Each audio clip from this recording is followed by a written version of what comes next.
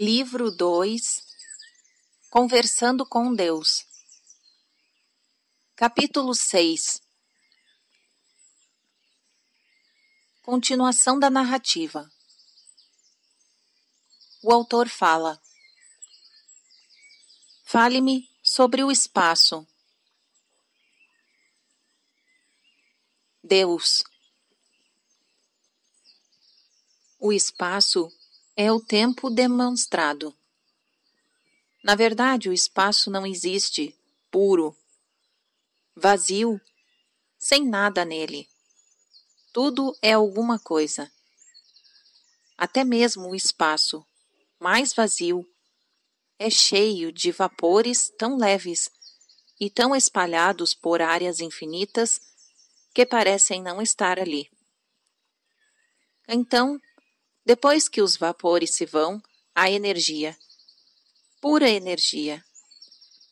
Isso se manifesta como vibração, oscilações, movimentos do todo em uma determinada frequência.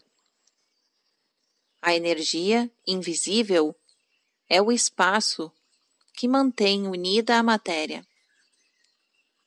Um dia, usando como modelo o seu tempo linear, toda a matéria no universo foi condensada em um diminuto ponto. Você não pode imaginar a sua densidade, mas isso é porque acha que a matéria, como existe agora, é densa. Na verdade, o que você chama de matéria é principalmente espaço. Todos os objetos são sólidos, são 2% matéria sólida e 98% ar. O espaço entre as menores partículas de matéria em todos os objetos é enorme. É algo como a distância entre os corpos celestes em seu céu noturno. Contudo, você chama esses objetos de sólidos. Em um determinado ponto, todo o universo foi realmente sólido. Praticamente não havia espaço entre as partículas de matéria. Toda a matéria teve o seu espaço tirado e, sem o enorme espaço, ocupou uma área menor do que a cabeça de um alfinete. Houve realmente um tempo antes desse tempo em que não havia matéria, apenas a forma mais pura de energia de maior vibração, que você chamaria de antimatéria. Esse foi o tempo antes do tempo, antes do universo físico como você o conhece existir. Nada existia como matéria. Algumas pessoas pensam nisso como o paraíso ou o céu, porque nada era a matéria. No início, era a pura energia, eu vibrando, oscilando, rápido para formar matéria. Toda a matéria do universo. Você também pode realizar a mesma proeza. De fato, realiza todos os dias. Seus pensamentos são pura vibração. Eles podem criar e realmente criam matéria. Se um número suficiente de vocês tiver o mesmo pensamento, pode impelir e até mesmo criar partes do seu universo físico. Eu lhe expliquei isso detalhadamente no livro 1. O autor. O universo está agora se expandindo? Deus. Em uma velocidade que você não pode imaginar. O autor. E se expandirá para sempre?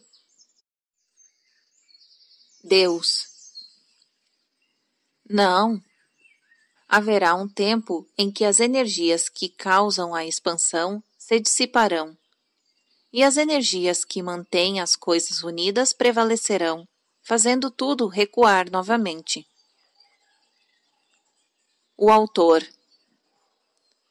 Quer dizer que o universo se contrairá? Deus. Sim, tudo irá literalmente voltar para o lugar. E você terá o paraíso novamente. Sem matéria, apenas pura energia. Em outras palavras, eu. No final, tudo voltará para mim. Essa é a origem de sua frase. Tudo se reduz a isso. O autor. O que significa que nós não existiremos mais? Deus. Não em forma física, mas vocês sempre existirão. Não podem não existir. São o que é. O autor. O que acontecerá depois que o universo sofrer um colapso? Deus. Todo o processo recomeçará. Haverá outro assim chamado Big Bang e surgirá outro universo. Ele se expandirá e se contrairá. E então fará a mesma coisa repetidamente, para sempre, eternamente. É o ato de inspirar e expirar de Deus. O autor. Bem, isso é mais uma vez muito interessante, mas tem muito pouco a ver com minha vida diária. Deus. Como eu já disse, gastar uma grande quantidade de tempo tentando descobrir os maiores mistérios do universo é provavelmente o modo menos eficaz de fazer uso de sua vida. Contudo, há benefícios a serem obtidos com essas alegorias e descrições do processo mais amplo. O autor. Como quais? Deus.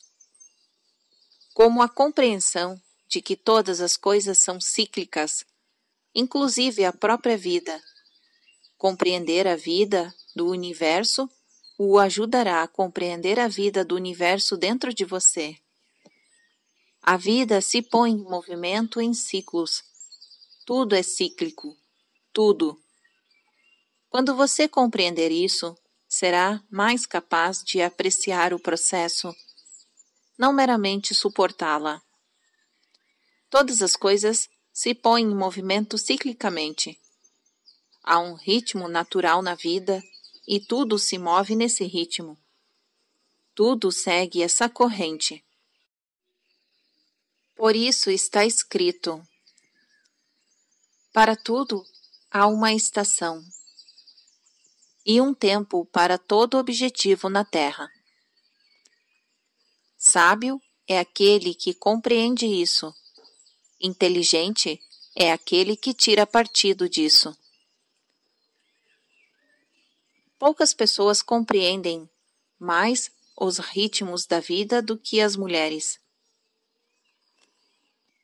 Elas vivem todas as suas vidas seguindo o ritmo. Seguem o ritmo da própria vida. As mulheres também são mais capazes do que os homens de ir com a corrente. Eles querem lutar contra a corrente, dirigi-la. As mulheres a experimentam e depois a seguem para produzir harmonia. Uma mulher ouve a melodia das flores no vento, vê a leveza do invisível, sente os impulsos da vida, sabe quando é hora de correr e de descansar, de rir e de chorar, de segurar e de deixar ir. Quase todas as mulheres deixam seus corpos graciosamente. Quase todos os homens lutam na partida. As mulheres também tratam seus corpos melhor quando estão neles. Os homens tratam seus corpos pessimamente, do mesmo modo como tratam a vida. É claro que há exceções a toda regra. Estou falando aqui de como as coisas têm sido até agora, nos termos mais amplos. Mas se você olhar para a vida, se admitir para si mesmo o que está vendo e viu, se reconhecer o que é, pode encontrar verdade nesse princípio geral. O autor. Mas isso faz com que eu me sinta triste, como se as mulheres fossem de algum modo seres superiores, como se estivessem mais certas do que os homens. Deus. Parte do ritmo glorioso da vida é o Yin e o Yang. Um aspecto do ser não é mais perfeito ou melhor do que o outro. Ambos os aspectos são simplesmente e maravilhosamente isso, aspectos. Obviamente, os homens incorporam outros reflexos da divindade que as mulheres veem com igual inveja. Contudo, tem sido dito que ser homem é a sua aprovação. Quando você for homem o tempo suficiente, quando sofrer o suficiente com sua própria tolice, infligir sofrimento suficiente com as desgraças que você mesmo criou, magoar os outros o suficiente para mudar os seus próprios comportamentos, substituir agressão por razão, desprezo por compaixão, o ganhar sempre por ninguém perder, poderá tornar-se uma mulher. Quando você aprender que poder não é direito, que força não é poder sobre, mas com, e que o poder absoluto não exige absolutamente nada dos outros, quando você compreender essas coisas, poderá merecer ter um corpo de mulher, porque finalmente terá compreendido a essência dela. O autor. Então, uma mulher é melhor do que um homem. Deus. Não, não melhor, diferente. É você que está fazendo esse julgamento. Não há melhor ou pior na realidade objetiva. Há apenas o que é e o que você deseja ser. Eu já disse que quente não é melhor do que frio. Em cima não é melhor do que embaixo. Portanto, mulher não é melhor do que homem.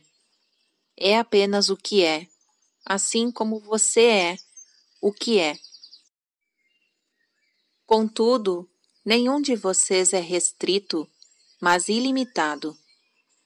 Vocês podem ser o que desejam ser, escolher o que desejam experimentar, nesta vida ou na próxima depois desta, como fizeram na anterior.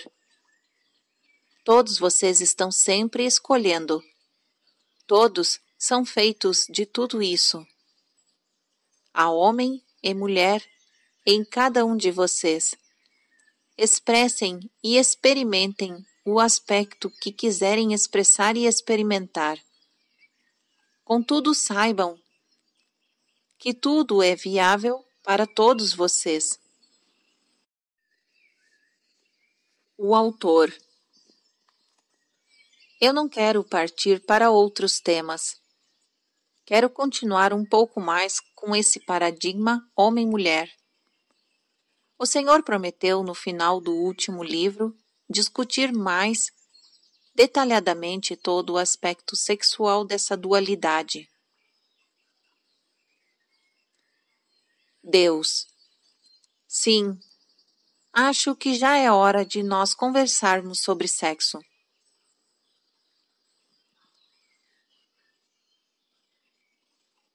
Fim do capítulo 6.